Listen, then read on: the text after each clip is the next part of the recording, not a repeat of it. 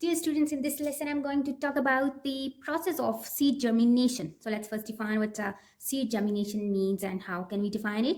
It can be defined as the process by which a dormant and inactive seed renews its growth and establishes itself as seedling is called germination. So in this case, the seed in which inside the seed the embryo is like inactive and it do not go through any physiological processes, but when it starts its physiological processes and when it starts growth, the process is known as the germination of the seed.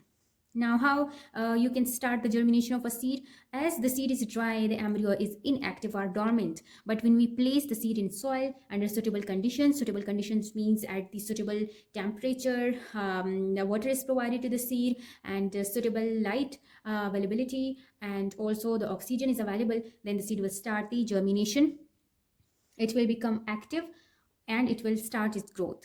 Now this seed will be called as seedling because as it has been started its germination and its growth. The seedling is also called as the young plant which emerges from the seed, and the seedling is dependent upon the reserve food for its development. It cannot prepare its own food. It's still dependent upon the reserve food. Where the reserve food is found?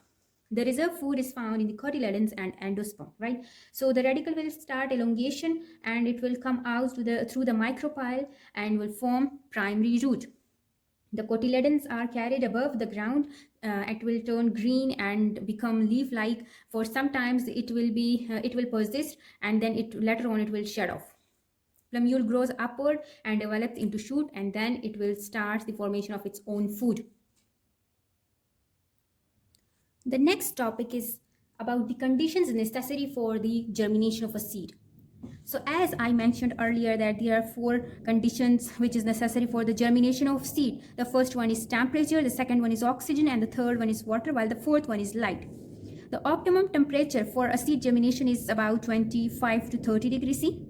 And if the temperature is below 25 degrees C or it's above 30 degrees C, it will definitely affect the germination of a seed. And the temperature influences many physiological processes. Then the second point is oxygen. Oxygen is of course necessary for the germination of seed as it will form a living thing, a new plant, and it will need the oxygen, as well as it will need the oxygen for its respiration, oxidation of the food, release of the energy, and this energy will be used for various physiological processes. And how the seed will absorb this oxygen? Of course, it will absorb it through micropyle. The third condition that is necessary, or the third factor that is necessary for the germination of a seed is water. Water is absorbed first by the micropyle, then when the radicle arises, then it will of course absorb water. So this water help in digestion of the stored food which is present in the cotyledons or the endosperm, and the stored food is in the form of protein, carbohydrates, and fats, etc. So this food is used for the growth of embryonal shoot, and of course in this case in the monocot seed the endosperm is present, so this is called as the endospermic seed, and the cotyledons will transfer the digested food towards the plumule and radicle.